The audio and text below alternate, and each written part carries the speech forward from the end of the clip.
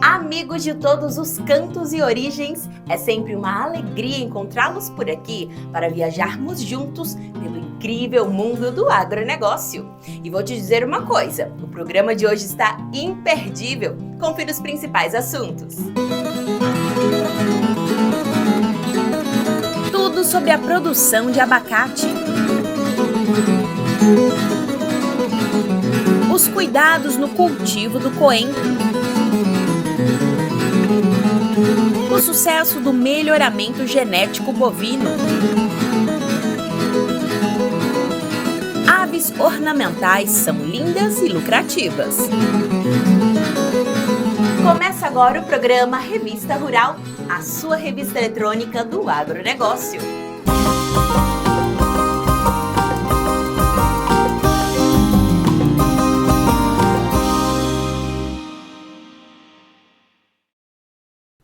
Um superalimento saudável e que vem ganhando cada vez mais status entre os nutricionistas. Esse é o abacate, um fruto que pode ser uma boa alternativa de cultivo para o produtor.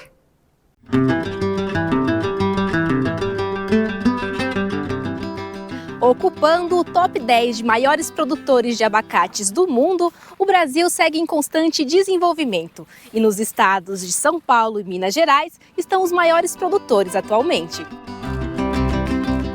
Além de agradar cada vez mais os consumidores, por ser um alimento versátil, saboroso e nutritivo, o abacate também vem conquistando os produtores brasileiros por diversos fatores, como sua planta perene e a baixa exigência em mão de obra. Na área eu tenho são 20 hectares de abacate e pés eu tenho 2.500 árvores. Espaçamento tem o espaçamento antigo, que é esse aqui, que é uma lavoura espaçamento de 10x12, que é o antigo ainda, e já hoje está se plantando em 5x8, né?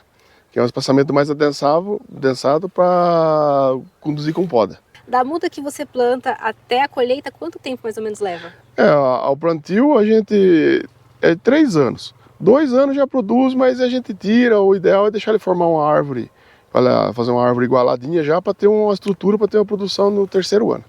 Tem alguma época que é mais ideal para plantar?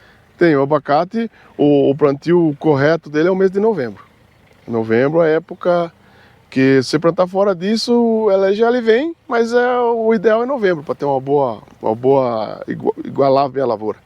Que é a época já que as mudas já são enxertadas em julho, agosto, elas vêm, as primeiras mudas vão saindo na época certa até o estágio da muda, para poder plantar num estágio bom, para já se desenvolver.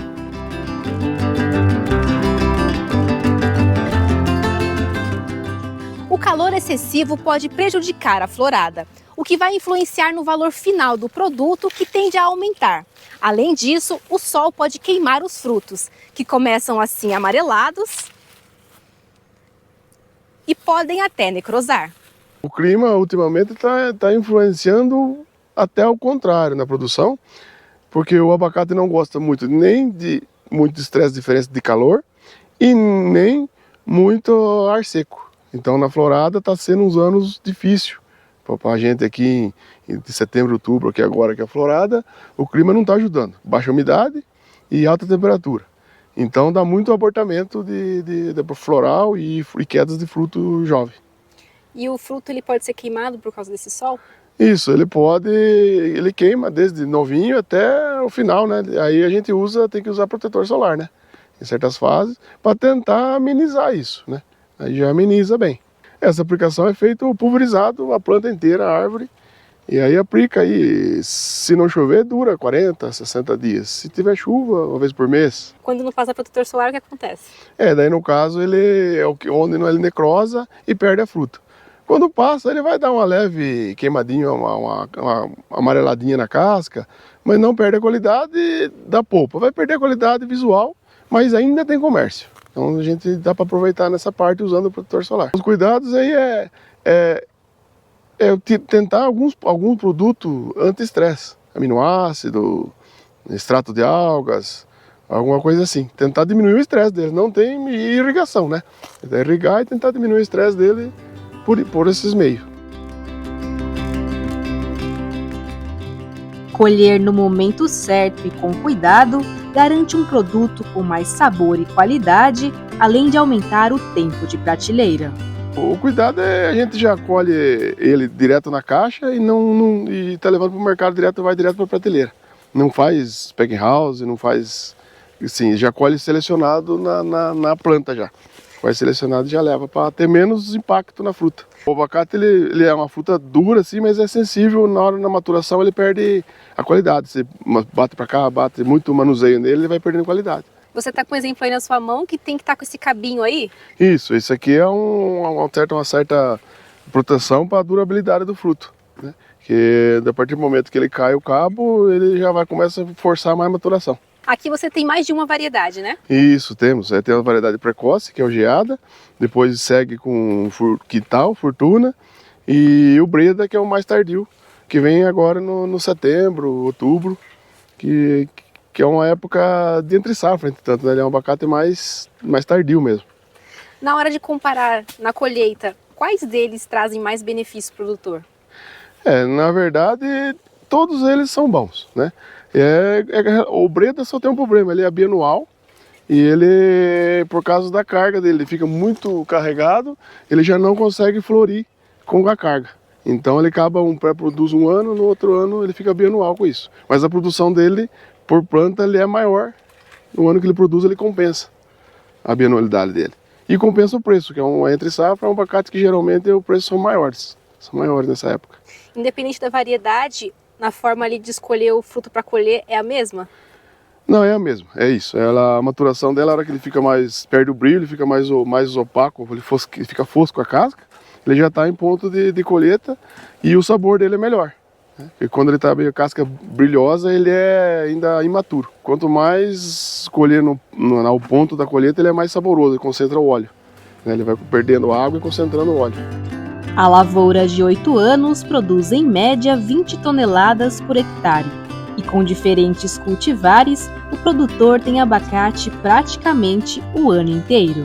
Depois dessa colheita aqui, qual vai ser a próxima colheita? Essa aqui depois agora nós vamos ter em final de janeiro que começam alguns precoces, que são geada aí. Recolhe em janeiro, final de janeiro, fevereiro até março.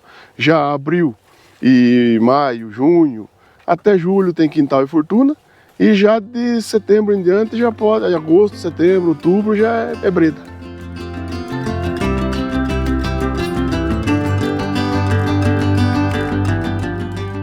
Fernando, mesmo aqui em plena colheita, a gente conseguiu encontrar uma praga, né? Isso, que é a broca do tronco. E ela é uma praga bem considerável no abacate. E depois, que é o mais prejudicial, a qualidade é a broca do fruto, que é o estenoma, né? Agora, qual o processo que vai fazer para poder remediar esse problema? Isso aí hoje o melhor controle é biológico e um fisiológico, que tem um residualzinho, né? Assim, que o biológico que combate o ciclo todo, pega o ciclo todo da praga, né? E inibe a formação dela. Supondo que a gente não tivesse visto esse problema aqui na árvore e passasse muito tempo, o que ia acontecer com esse pé? Na verdade, essa broca ela fica ali, ela vence completa o estágio dela, ela sai e vira mosca de novo e para poder se multiplicar. Aí nessa multiplicação a gente tem que entrar no controle, que a hora que ela vai entrar é a hora que amolece a casca da planta, que vai ser a partir de agora de novembro, que começa as brotação, ela começa a amolecer a casca, é onde que ela começa a atacar, até março, que é a principal época de controle dela. A gente tem para ter um bom controle nessas épocas. A gente acabou de encontrar aqui um pé que está totalmente vazio, né? Tanto de folha como também de fruto. O que aconteceu com ele? Isso aqui é fungo de solo e ele sofre por encharcamento. Então, no caso ali, é barreira física. É terra muito argilosa que não drena. Aí dá o encharcamento e a raiz vai morrendo por fungo de solo, fitófera, fusário. E ele vai, no entanto, já está pronta a cova ao lado e feito uma profundidade maior até romper essa barreira física para poder ter a drenagem no solo, para tentar diminuir esse problema. E esse abacateiro vai ser arrancado, não tem mais jeito? Isso, foi feito agora uma poda nele, joga algum produto para tentar um controle biológico, tentar alguma coisa para ver, às vezes ele brota. sobra umas raízes, ele refaz, mas é complicado. E a distância, assim, de ser próximo não tem problema? É isso, por causa da doença, é recomendado pelo menos a 1 metro, para não replantar na mesma cova, pelo menos a 1 metro ao lado. Fazer uma cova nova, fazer um tratamento ali, tudo de novo e pôr uma nova muda. Aqui nós estamos num pé que é um exemplo de poda que foi realizada, né? Sim. Qual a finalidade dela? A finalidade é para entrar luz e melhorar a produtividade por dentro da planta. E o controle de praga também facilita muito. E no caso, para a colheita também, que as plantas vão se abrindo, né, e vai produzir internamente. E no caso da poda, acho que dá até para ver ali, já foi feito aqui, ó, a luz entra e já está brotando. E na poda tem que fazer a poda e a desbrota, que é importante, que se podar e não desbrotar é pior do que não podar. E qual o momento certo para fazer essa poda? Essa poda aqui, o abacate tem uma janela até depois da colheita, até antes do pré-florescimento ainda pode fazer. Assim como a poda tem um momento certo de fazer a adubação. Isso, agora na florada não se faz muita coisa, aí é só correção e a adubação inicia depois do pegamento de frutos já estão firmes. E aí já a partir de novembro, né, as frutas já estão definidas, aí vem entrar com adubação. E aí é feita uma análise de solo? Todo ano é feita análise de solo. E o abacate é uma lavoura que precisa de muita matéria orgânica, a raiz dele é muito sensível. Então tem que ser pelo menos 50%, 60% da adubação orgânica. Qual é a composição desse adubo que você usa? Aí tem várias formas, né? Aí para completar a gente vai fazendo por separado, vai completando o fósforo é separado, o nitrogênio, o potássio, tudo em separado, cada um aplicado diferente como precisa. Assim como a adubação, a irrigação também vai influenciar na qualidade do fruto com relação a tamanho e sabor, né? A irrigação influencia muito agora, o tempo daqui é muito seco, né?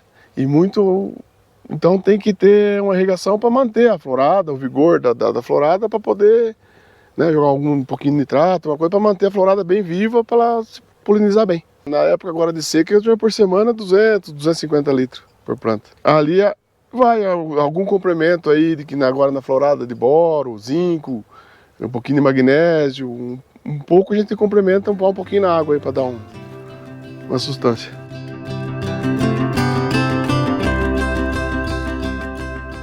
Da lavoura, o produto segue para o CEAGESP e o seu preço tem variado de R$ 5 a R$ 6 o quilo. Quais são os próximos projetos? Você quer investir ainda mais no abacate, quer diversificar a produção? Não, o meu interesse é, para o futuro, talvez aumentar mais um pouco a lavoura, né? Expandir mais a produção durante o ano, né? Dá para dizer para a gente uma média de investimento inicial para quem vai começar?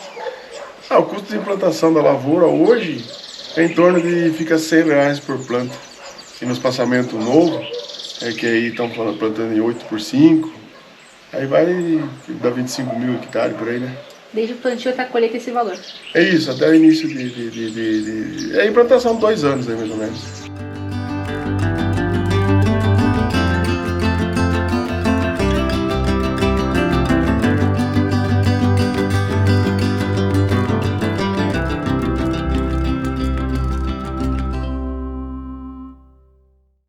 Destaque da nossa culinária, o coentro tem uma personalidade forte. De clima quente, ele requer alguns cuidados para o seu cultivo.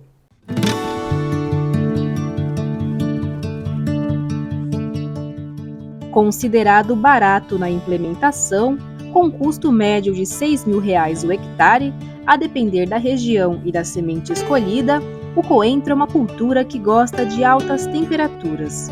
Por essa razão, no Brasil, sua produção se concentra mais entre as regiões Sudeste e Nordeste. Qual seria a época ideal de plantio? Coentro pode ser plantado o ano todo, né? Existem regiões do Brasil, como o Nordeste, que precisa de linhagem de coentro verdão. Já na região Sudeste e Centro-Oeste, coentro do tipo português, mas planta-se o ano todo. só se planta em campo aberto ou dá para plantar também em hidroponia, sistema fechado? Dá para plantar em hidroponia, dá para plantar dentro de estufa, mas como é uma cultura que não tem um valor agregado muito alto, normalmente não é viável economicamente. Então o pessoal opta por fazer em campo aberto. Além da escolha correta da variedade, para produzir bem e ter o coentro o mais saudável possível, é preciso se atentar a alguns detalhes, como o preparo do solo e de canteiros, por exemplo.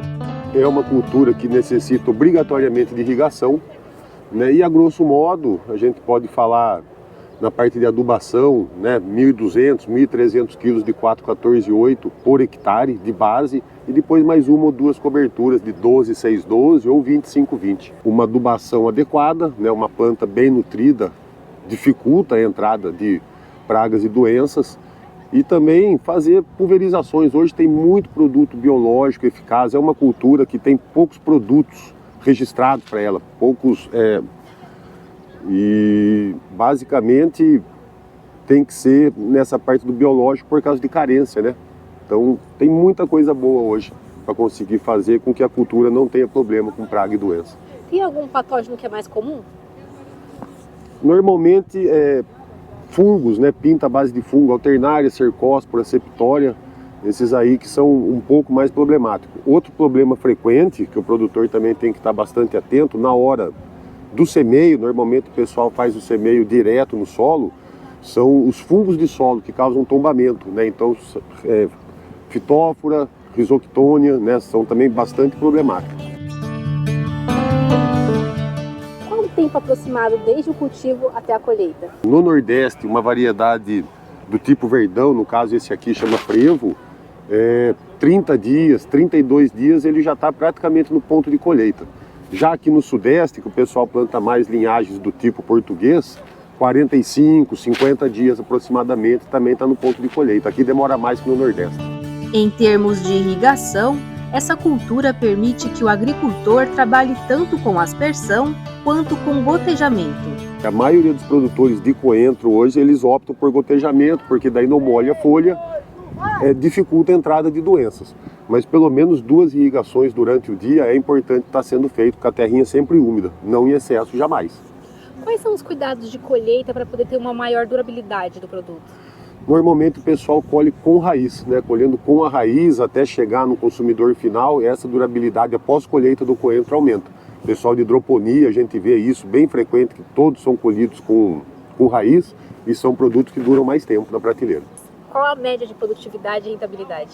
A produtividade de coentro também é uma coisa que o pessoal eles medem por maço, né? E existem diferenças nas regiões, o tamanho desse maço. Mas se for para a gente ver por área, 1 metro quadrado de coentro, um macinho comercial, tipo cheiro verde, ele vai conseguir de 20 a 25 maços.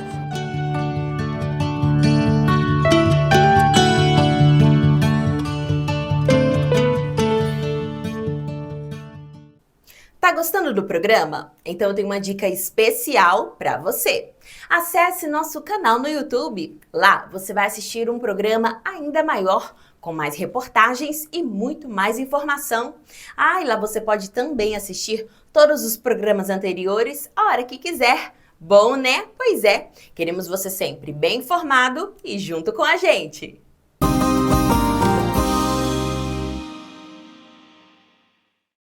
Contando como uma forte base zebuína, o rebanho brasileiro evolui de forma impressionante. Os programas de melhoramento genético têm um papel importante nesse sucesso.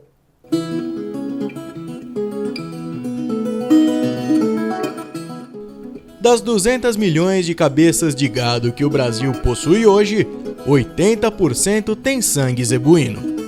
Isso mostra a importância do melhoramento genético do zebu ao longo dos anos, já que os 8.000 animais que foram importados da Índia no início da criação viraram um rebanho de 180 milhões de cabeças.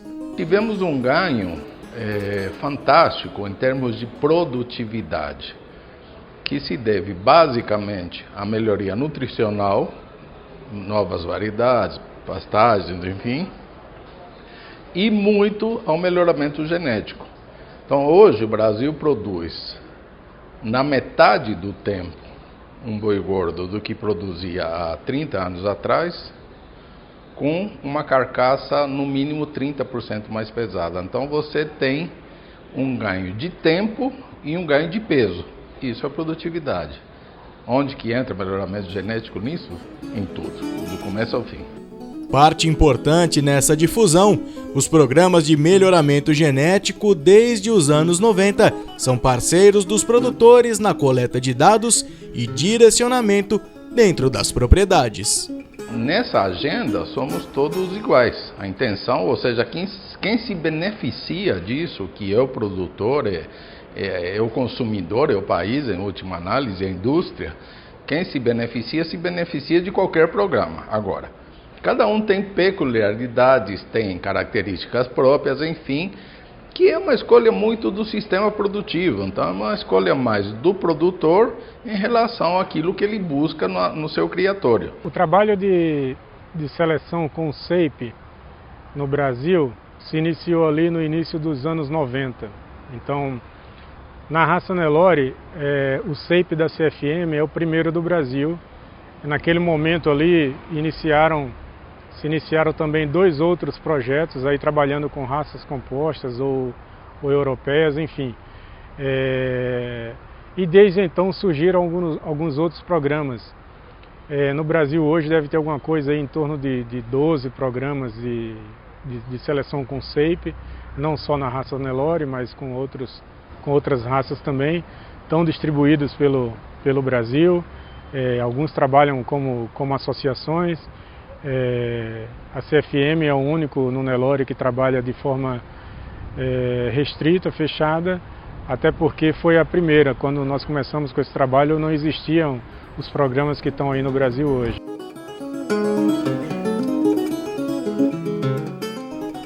A produção e o foco em produtividade sempre foram relevantes nos programas de seleção, que são norteados pela fertilidade, o ganho de peso e a precocidade sexual dos animais. Muito olho em produção, muito olho em o máximo de produção de arrobas por hectare. Mas tem sido percebida uma melhoria, e claro que, e aí eu falo pela CFM, aspectos funcionais, visuais, mas funcionais nós nunca descuidamos, nós sempre demos muita atenção, mas temos buscado também uma melhoria fenotípica. O ideal seria que a gente tivesse, numa escala aí de 0 a 100, que nós tivéssemos 100 nos dois.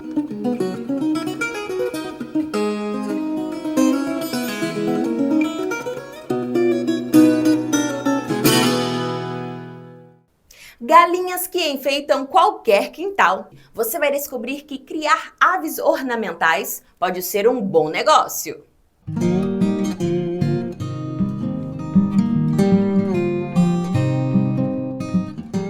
À primeira vista, elas podem até parecer diferentonas, mas a criação de aves de raças puras pode ser uma opção bastante viável e economicamente positiva para o pequeno produtor.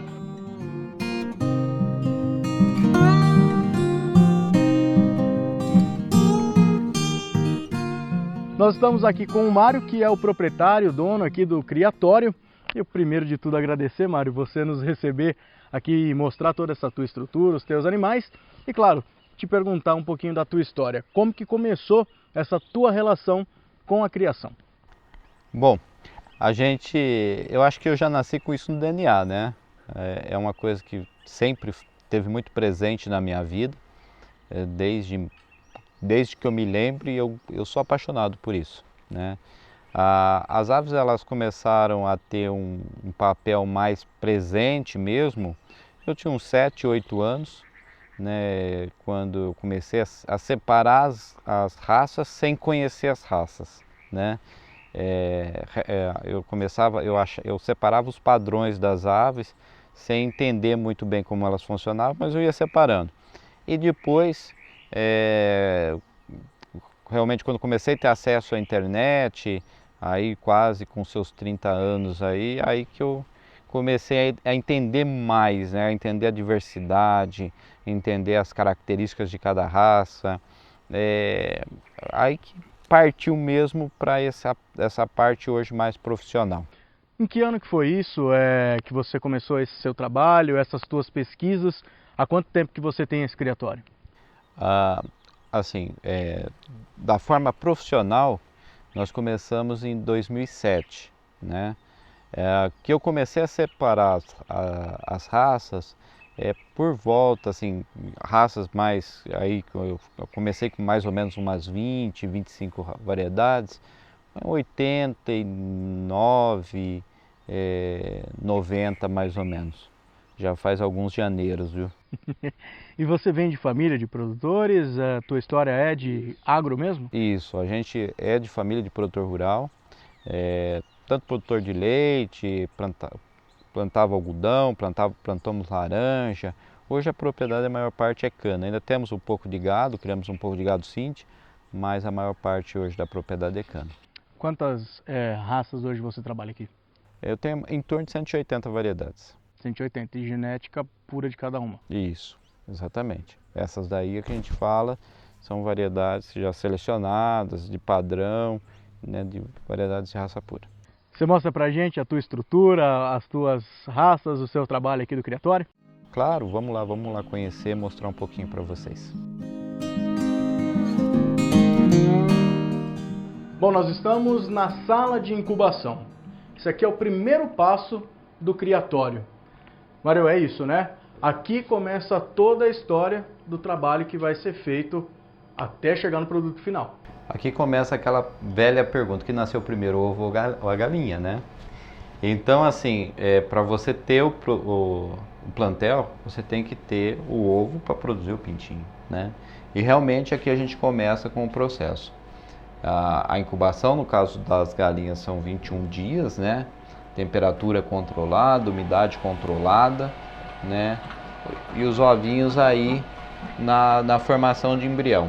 Nem todos os ovos, né? Nem todos os ovos do processo ele vai formar embrião, né? Existem os ovos que não estão férteis e os ovos que o embrião vai morrer no processo, ou por a própria nutrição não foi suficiente, o embrião é fraco, enfim, existem várias situações que o embrião pode estar morrendo. E depois, ao final do processo, também a gente vai ter lá o embrião que pode não conseguir romper a casca.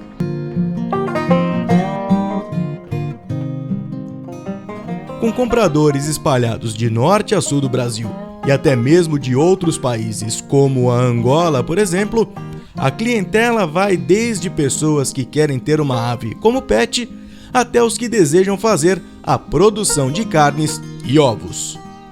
Essa criação de aves ornamentais ou então para outros mercados, como você também faz aqui, é uma boa opção para o pequeno produtor, o produtor rural de menor porte? Não, sem dúvida, né? Hoje existe uma dificuldade muito grande para o pequeno, né?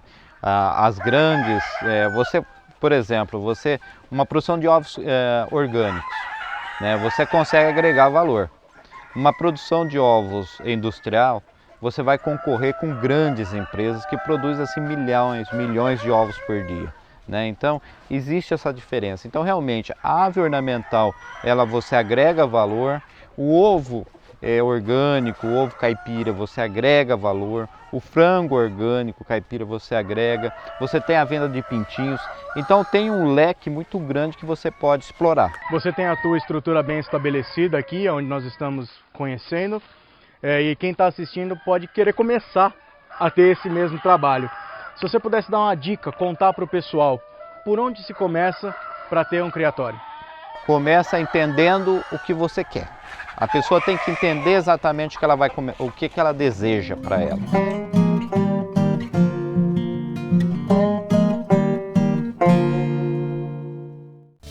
A gente vai se despedindo por aqui, mas lembre-se, para assistir este ou qualquer programa anterior, basta acessar nosso canal no YouTube. Fiquem com Deus e até semana que vem!